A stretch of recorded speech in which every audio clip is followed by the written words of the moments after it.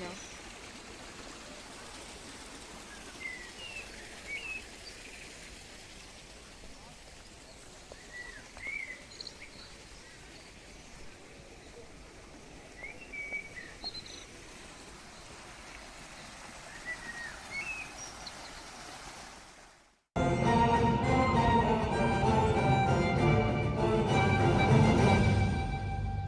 Quand je suis entré dans le grand corps, j'ai vu défiler les hommes au sang salé.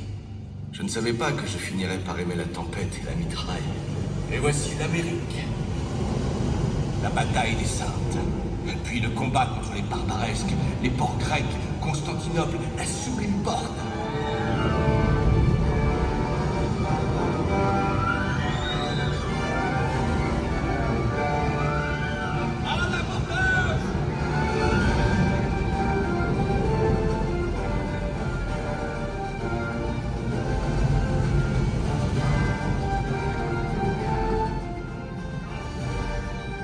À 24 ans, en présence des amiraux, la Pérouse, Suffren, Buor, je suis promu en 1787. Souvenir inoubliable du bal de Brest.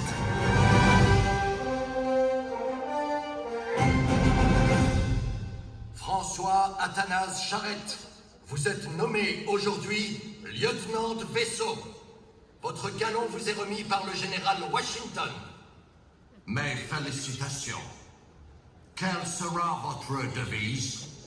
Combattu souvent, battu parfois, abattu jamais.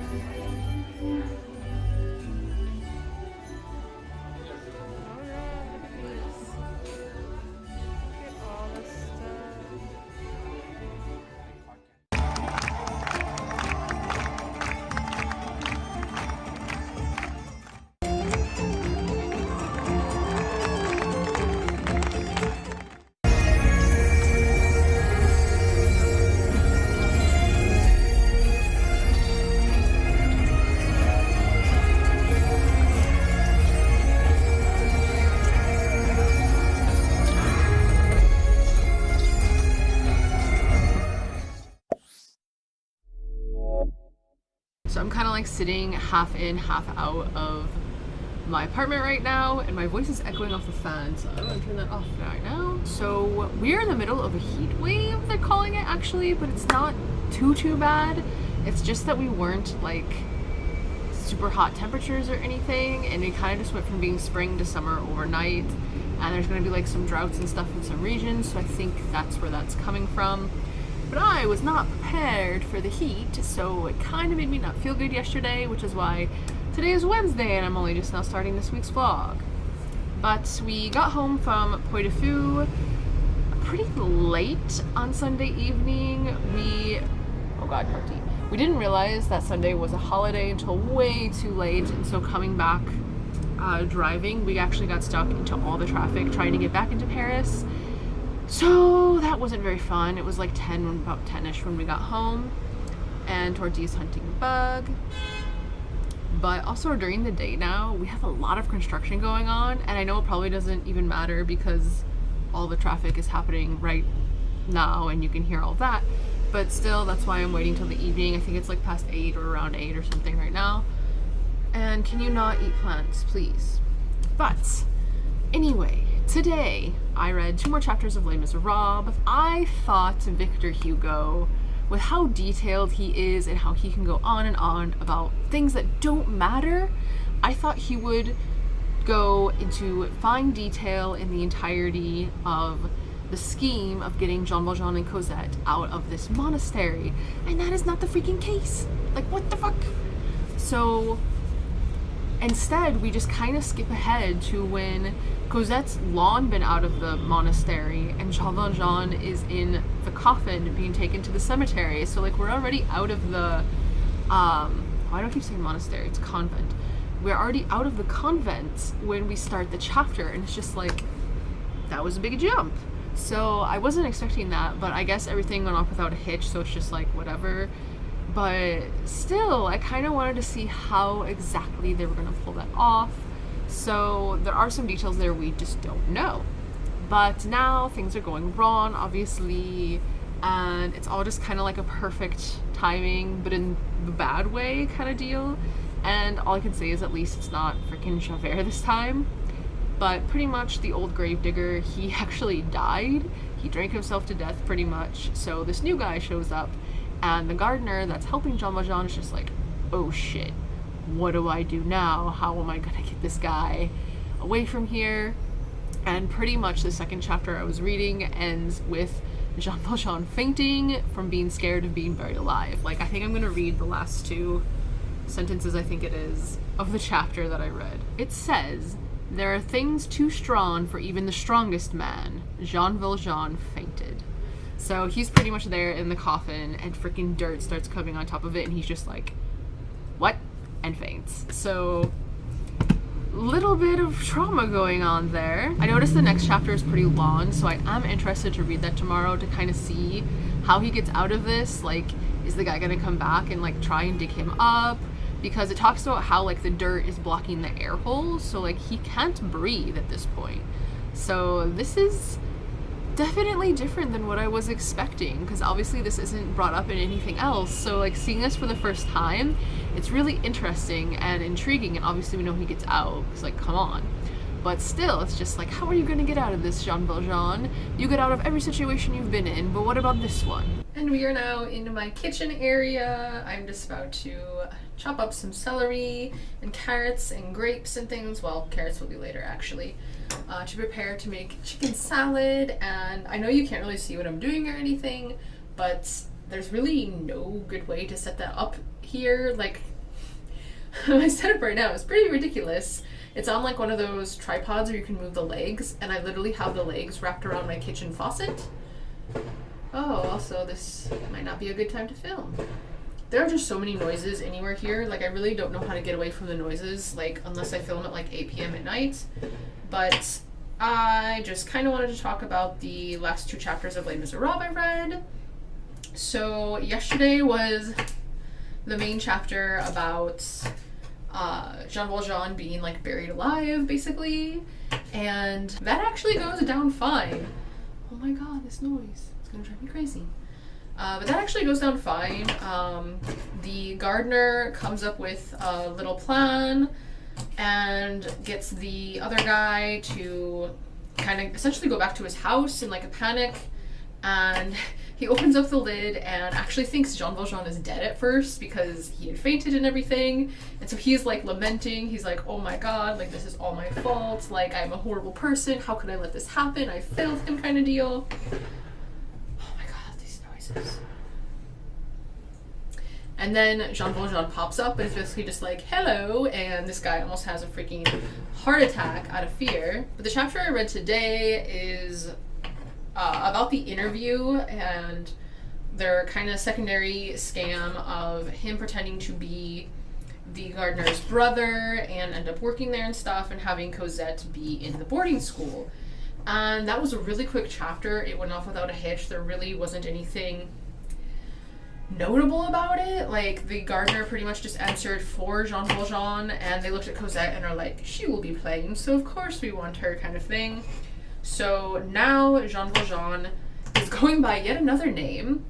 He's using the gardener's last name, which I cannot think of off the top of my head, but he's going by the first name Ultime, which I never really heard of before, and I asked Thomas about it, but he didn't recognize it either. So I'm just going to assume it's an old-timey French name.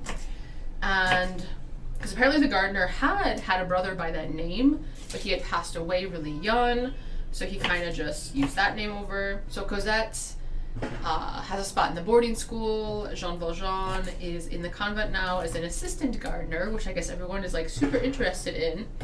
So I don't know if, since they're now all set up and established, if now maybe we will like skip to a different time, or if maybe the other characters in the story will be introduced, because we still haven't met any of them yet. So I am kind of interested to see where it will go from here. We are still in book 8, I think this is. So it might at least wait until the end of that book for us to like jump to somewhere else or whatever. But I guess we'll see for that. But yeah, that's pretty much all that's going on right now. Tomorrow, actually, there is, I have no idea how I didn't know this existed, and I'm kind of mad at myself I didn't know. There's a freaking bread festival that takes place every year in front of Notre Dame. Hasn't been there for the past 2 years because of COVID, obviously. But I literally just found out about this yesterday. So tomorrow morning, well, early afternoon, we'll be going there because I want some bread. I like bread. You can tell by looking at me. And so we're gonna go there early afternoon tomorrow, and then our friends are gonna meet us there probably. And then we're gonna go to our friend's house and play our Curse of Strahd campaign for D&D. So that is the plan. Straightened my hair for the first time since I got it cut, and honestly, I think I like it the natural way. I just don't think the specific cut works with straight hair, so I don't know. I think this is gonna be one of the only times I straighten it. But anyway, I just started my chapter for the day for Les Miserables, and because we're kind of getting ready to head out to the bird festival and everything, we have less than an hour until we have to leave. So I kind of wanted to give an update before we headed out, but I just finished the last chapter of book 8 of part 2. We are now to part 3, which is entitled Marius. So I was right from what I thought yesterday. We are having the time jump now, because the very last sentence of the chapter I read is, "Thus the years passed, and Cosette grew into girlhood."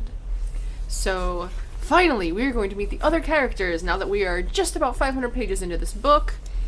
So we're part 3, book 1, chapter 1. So book 1 is called Paris in Microcosm. I'm not sure if I'm pronouncing that right, so I might have to look that up, which I'm kind of scared that this is the part where Victor Hugo really goes into detail about mundane things in Paris. First chapter is called Parvulus, which I'm not sure if that's a person or who that is, but that's where we'll be starting. What is today? Today's Saturday. Oh, so next week. That's what we'll be starting with next week. Perfect. Wow, that's actually turning out really good. So I am pretty much like 100 pages away from being halfway through Les Miserables. So that's pretty awesome. I think, let's see.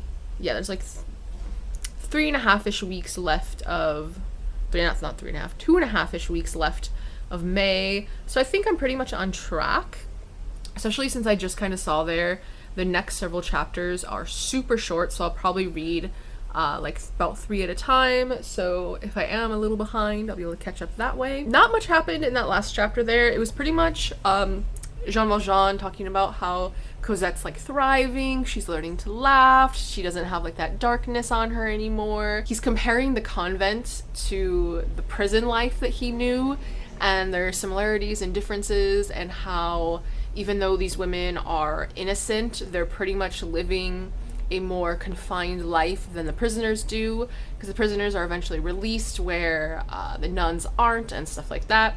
So it's just kind of him talking about that and contemplating his life and his values.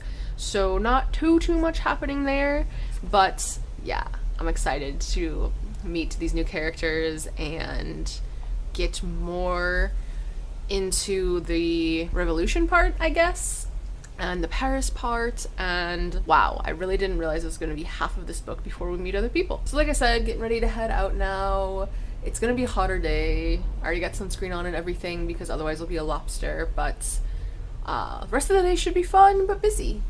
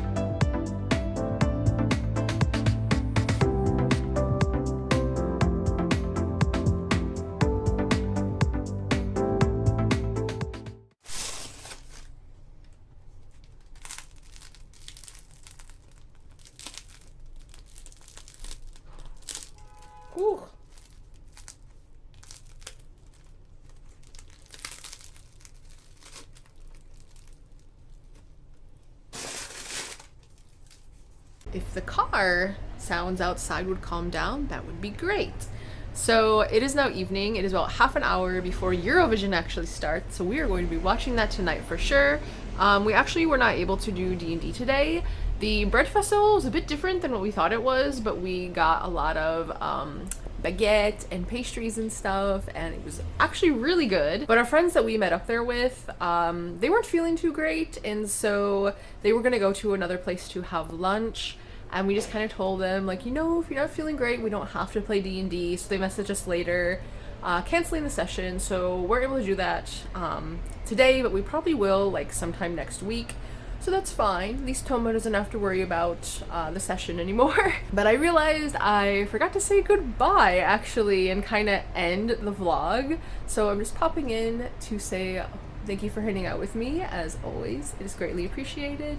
And bonne journée, and au revoir.